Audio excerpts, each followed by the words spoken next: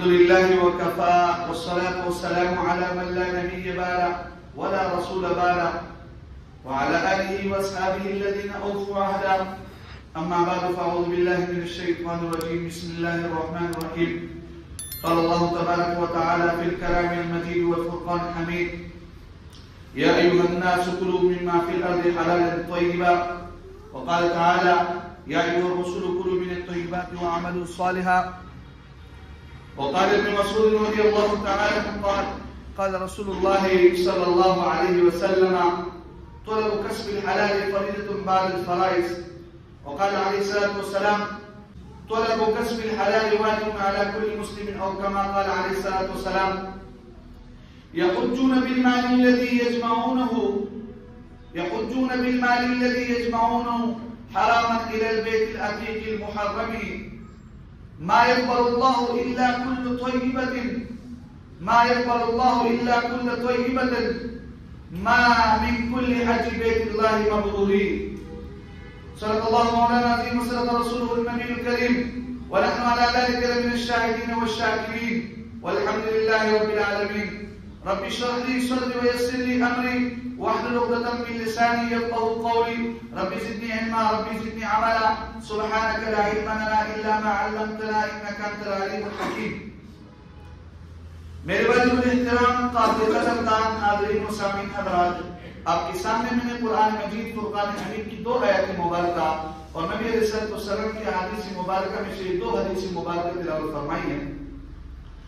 اللہ رب العزت سے دعا ہے کہ اللہ تعالیٰ مجھے حق بیان کرنے کی توفیق نصیب فرمائے اور ہم سب کو اس پر عمل کرنے کی توفیق نصیب فرمائے۔ محترم حاضرین، انسان کی زندگی کے 2 بڑے پہلو ہیں۔ ایک اس کا معاشرتی، معاملاتی اور معاشی پہلو ہے، اور ایک اس کا عبادتی پہلو ہے۔ گویا کہ انسان زندگی ان 2 بڑے پہلو پر مشتمل ہے۔ ایک اس کا عبادتی پہلو ہے اور ایک اس کا معاملاتی پہلو ہے۔ لیکن انسان کے پرکھنے کا جو کسوٹی اور معیار ہے وہ اس کے معاملاتی پہلو ہے۔ چنانچہ انسان کی دیانت اور متانت، اس کی سنجیدگی اور اس کی تقوی و طہارت اور اس کی جود و سخاوت اور اس کی حسد و عنایت اور اس کی حرص اور عداوت کا اور اس کی تقوی طہارت کا جو پہلو ہے، جو معیار ہے، وہ انسان کے معاملات ہے۔ انسان ولایت تقوی اور طہارت کے کمال تک اس وقت تک نہیں پہنچ سکتا جب تک اس کے معاملات ٹھیک نہ ہو۔ امام محمد رحمۃ اللہ علیہ سے کسی نے کہا کہ آپ نے بہت بڑے بڑے کتابیں لکھی ہے اور آپ نے تصوف پر کوئی کتاب نہیں لکھی ہے، بیوع کے اوپر، معاملات کے اوپر، آپ نے تصوف کے اوپر کوئی کتاب نہیں لکھی ہے۔ تو انہوں نے کہا کہ کیوں نہیں لکھی ہے؟ میں نے جامع صغیر لکھی ہے۔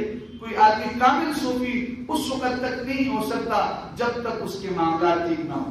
لہذا اس کے معاملات، یہ کتابوں کے اندر ہم نے لکھا ہے، اس کے معاملات صحیح ہوں گے تو پھر وہ کامل صوفی ہوگا۔ گویا کہ انسان کے یہ جو حلال اور حرام کا دار و مدار ہے، یہ پیٹ کا، اس کی مثال ایسے ہے جیسے انسان کا یہ پیٹ جو ہے نا، یہ گاڑی کی ٹینکی ہوتی ہے، اور انسان اس گاڑی کی ٹینکی کے اندر پیٹرول اگر ڈالتا ہے خالص تو وہ چلتا ہے، اور اگر اس کے اندر پانی ملا کر اور پیٹرول اور پانی دونوں ملاتا ہے، پہلی بات یہ ہے کہ یہ گاڑی چل نہیں سکتی، اور اگر چلے گی تو تھوڑی دیر چل کر ڈس کرے گی اور رک جائے گی۔ اس طرح انسان کی زندگی کے لیے انسان کا یہ جو پیٹ ہے، یہ اس کے لیے بمنزلہ ٹینکی کی ہے۔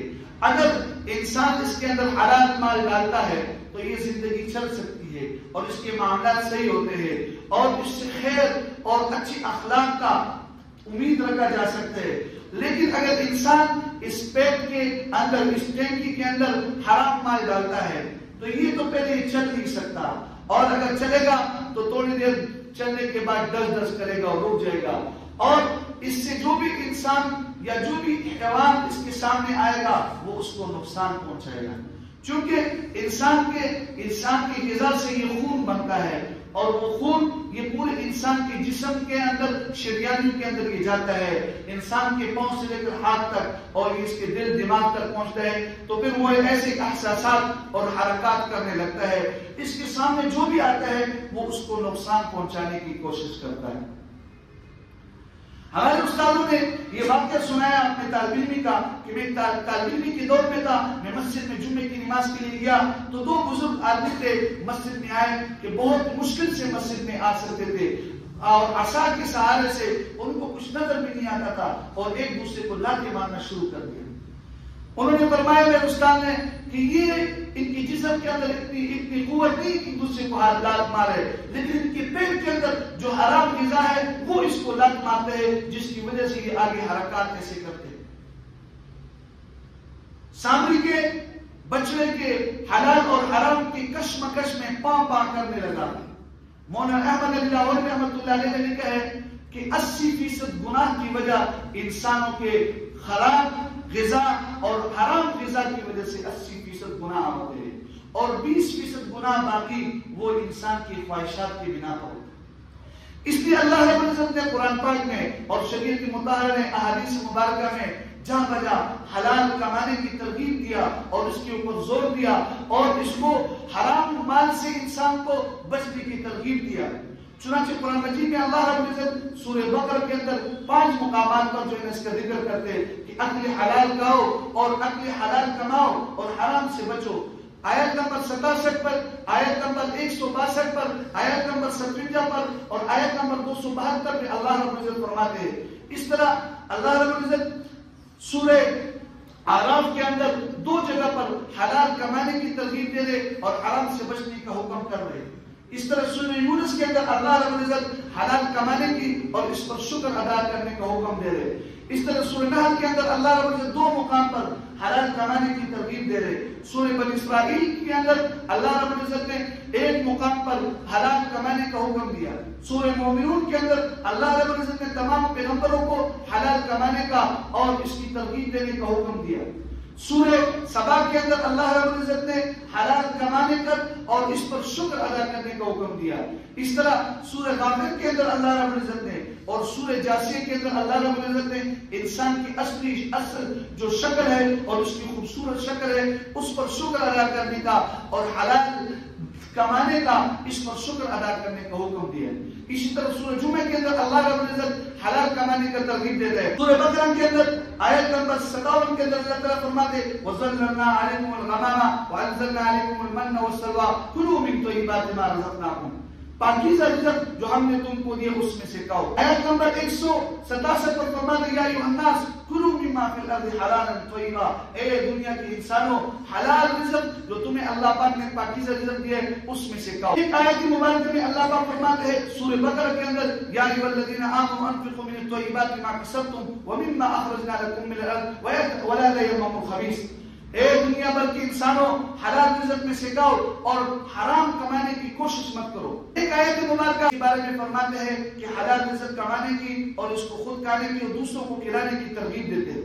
اللہ پاک فرماتے ہیں وَلَقَدْ مَكَّنَّاكُمْ فِي الْأَرْضِ وَجَعَلْنَا لَكُمْ فِيهَا مَعَاشٍ قَلِيلًا مَا تَشْكُرُونَ۔ سورہ اعراف کے اندر فرماتے ہیں ہم نے تمہیں زمین کے اندر ٹھکانہ دیا اور تمہارے ذریعے معاش پیدا کیا اور یہ حلال اور پاکیزہ ذریعے معاش ہے تاکہ تم شکر ادا کرو، لیکن بہت کم تم شکر ادا کرتے ہو۔ ایک آیت مبارکہ میں اللہ پاک فرماتے ہیں 157 نمبر آیت میں وَيُحَلَّ لَهُمُ الطَّيِّبَاتُ وَيُحَرِّمُ عَلَيْهِمُ الْخَبَائِثَ، ہم نے پاکیزہ چیز ان کے اوپر حلال کیا اور خبیث اور گندی چیزوں کو اللہ پاک نے ان پر حرام قرار دیا۔ ایک آیت مبارکہ کے اندر فرماتے ہیں وَإِبَادِ مَا رَزَقْنَاكُمْ، اللہ پاک فرماتے ہیں کہ حلال پاکیزہ رزق میں سے کھاؤ اور اس کو کھلاؤ۔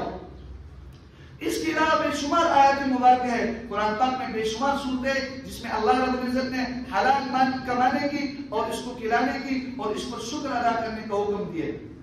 سورہ جمعہ کے اندر اللہ تعالیٰ فرماتے ہیں فَإِذَا قُضِيَتِ الصَّلَاةُ فَانتَشِرُوا فِي الْأَرْضِ وَابْتَغُوا مِن فَضْلِ اللَّهِ وَاذْكُرُوا اللَّهَ كَثِيرًا لَعَلَّكُمْ تُفْلِحُونَ۔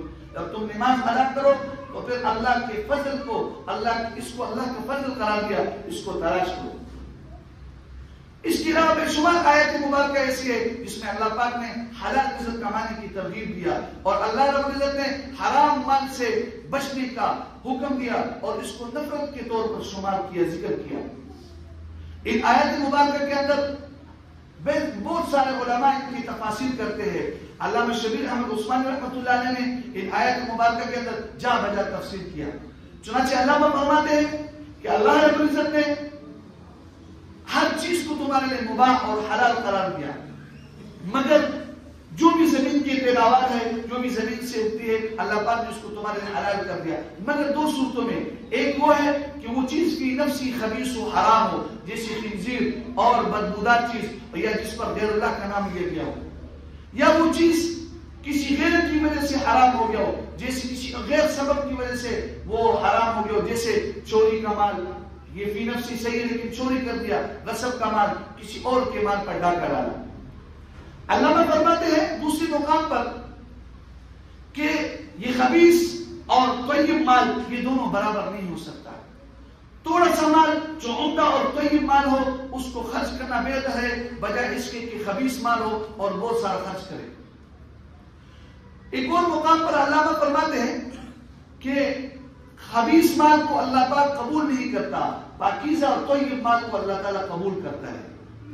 اور ایک اور مقام پر فرماتے ہیں کہ اللہ رب العزت نے جتنے بھی انبیاء کرام کو مبعوث فرمایا ان کا اصول اور قواعد یہ تھا کہ ان کو یہ حکم دیے کہ حلال اور پاکیزہ مال، طیب مال، اس کو کماؤ اور اس کو خرچ کرو۔ چنانچہ انبیاء کرام نے سخت مضبوطی کے ساتھ، پیغمبران نے سخت مضبوطی کے ساتھ اور استقامت کے ساتھ اس پر عمل کیا، اور انہوں نے اس کا حکم دیا، اکل حلال اور صدق مقال اور نیک اعمال کی ترغیب دیا اور اس پر پابند رہے۔ چنانچہ آپ علیہ السلام نے بھی اس کی ترغیب دیا۔ آپ علیہ السلام فرماتے طلب الحلال فریضۃ بعد الفرائض۔ ابن مسعود رضی اللہ تعالیٰ عنہ سے مروی ہے، آپ علیہ السلام نے فرمایا باقی فرائض کے بعد حلال مال کا طلب کرنا یہ فرض ہے۔ اور ایک روایت کے اندر ہے طلب کسب الحلال واجب علی کل مسلم، ایک ہر مسلمان پر پاکیزہ اور حلال مال کا طلب کرنا یہ جو ہے نا واجب ہے۔ اور ایک حدیث مبارکہ میں آپ علیہ السلام نے فرمایا افضل الاعمال الکسب من الحلال، کہ بہترین عمل وہ پاکیزہ مال، کسب جو ہے نا پاکیزہ حلال مال کا طلب کرنا ہے۔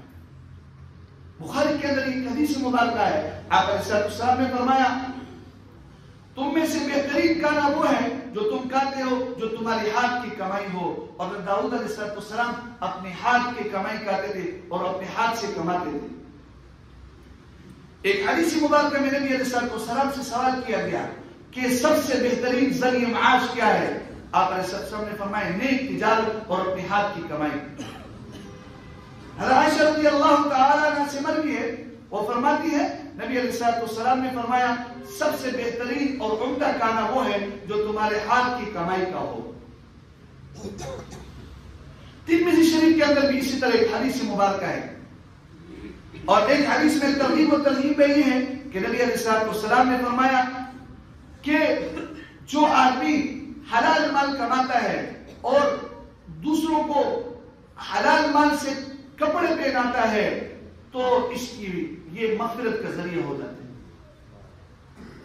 اور ایک حدیث مبارکہ میں آپ علیہ السلام نے فرمایا خوشخبری ہے، مبارکبادی ہے اس آدمی کے لیے جو حلال کماتا ہے اور دوسرے لوگ اس کی شر اور ایذا سے محفوظ ہوتے ہیں اور اس کا باطن عمدہ اور اعلیٰ ہوتا ہے۔ اس آدمی کے لیے خوشخبری ہے، مبارکبادی ہے۔ طبرانی کے اندر ایک حدیث مبارکہ موجود ہے، آپ علیہ السلام نے فرمایا کہ ایک انسان محنت مزدوری کرتا ہے، ریڑھی چلاتا ہے اور منڈی میں کام کرتا ہے، کاروبار کرتا ہے، دکان پہ جاتا ہے اور یہ شام کو آتا ہے، یہ شام اس کی مغفرت کی شام ہو جاتی ہے۔ دلمی کے اندر ایک حدیث مبارکہ ہے، نبی علیہ السلام نے فرمایا کہ ایک انسان کاروبار کرتا ہے، محنت مزدوری کرتا ہے اور تقوی آ جاتا ہے، اللہ رب العزت کو یہ انسان بہت محبوب نظر آتا ہے، بہت اچھا نظر آتا ہے۔ دلمی کے اندر اور طبرانی کے اندر اور بہقی کے اندر یہ حدیث مبارکہ موجود ہے، آپ علیہ السلام نے فرمایا کہ جو آدمی پیشہ ور ہوتا ہے اور جو آدمی اپنے حلال اپنے حلال رزق کو کماتا ہے، الکاسب حبیب اللہ، اللہ پاک اس کو محبوب رکھتے ہیں، پسند کرتے ہیں۔ امام غزالی رحمۃ اللہ علیہ نے احیاء العلوم میں لکھا ہے، حضرت عمر رضی اللہ تعالیٰ عنہ کا یہ مقولہ لایا ہے، حضرت عمر رضی اللہ تعالیٰ عنہ نے اعلان کیا اور فرمائے اے مسلمانوں، تم میں سے کوئی بھی آدمی رزق حلال کمانے سے بے ہمت ہو کر نہ بیٹھنا۔ ایک صحابی ہے حضرت معاذ سعد رضی اللہ تعالیٰ عنہ، نبی علیہ السلام سے آ کر سوال کرتے یا رسول اللہ میں مستجاب الدعوات ہونا چاہتا ہوں۔ آپ علیہ السلام نے فرمایا حلال کھاؤ، حلال کھاؤ، حلال کماؤ، حرام سے بچو، تم مستجاب الدعوات ہو جاؤ۔ ایک حدیث مبارکہ میں آپ علیہ السلام نے فرمایا کہ جو انسان سنت کے مطابق عمل کرے اور دوسرے لوگوں کو اپنی شر سے محفوظ رکھے، معمون ہو دوسرے لوگ، اور حلال کمائے، تو یہ آدمی جنت میں داخل ہو۔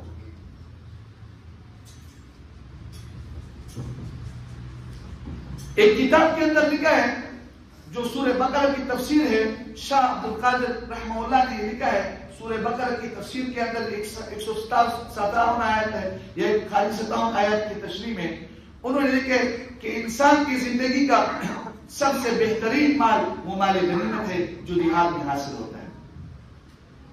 اور ایک حدیث مبارکہ اس پر نقل کیا، آپ علیہ السلام نے فرمایا کہ ہر پیغمبر کا کوئی نہ کوئی پیشہ تھا، ہر پیغمبر نے پیشہ اختیار کیا، اور میرا پیشہ وہ میرے نیزے کے نیچے تھا، یعنی میری مال غنیمت، یہ بہترین مال ہے زندگی کا۔ ہر پیغمبر نے پیشہ اختیار کیا، چنانچہ حضرت آدم علیہ السلام نے پیشہ اختیار کیا، حضرت آدم علیہ السلام